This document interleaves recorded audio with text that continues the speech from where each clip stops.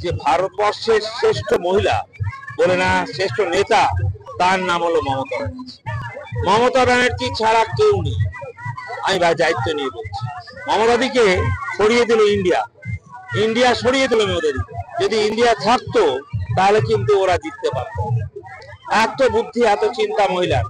এটাই বলছি, চ্যালেঞ্জ করছি, যদি ইন্ডিয়া হতেন উনি চেয়ারম্যান, তাহলে আমরা এই সিটটা ভালোভাবে পেতাম। তাহলে বাংলার সিট, ভারতবর্ষের সিট ছিল, তাকে দেওয়া হয়নি। এক্ষুনি করা হোক।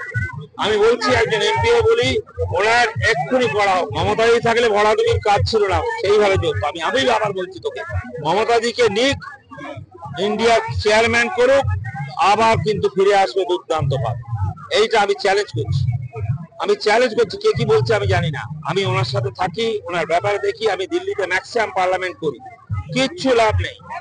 Only Prasun Banerjee, I tell you, আমি নিজে হয়ে বলছি যে মমতা ব্যানার্জি যদি পেতেন, আমি দুঃখ পাই যে ওনাকে যদি পাঠানো হতো, একবার রাখা হতো ইন্ডিয়া হয়ে, তাহলে কিন্তু আজকে এই লজ্জা দেখতে হতো না।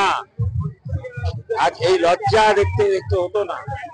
সেই জন্য আমার আবার কথা হচ্ছে, ওনাকে জবরদস্তি না, জলদি করে সম্মান দিয়ে ওনাকে ইন্ডিয়াতে আসুন, করুক। আমি চ্যালেঞ্জ দিচ্ছি এটা।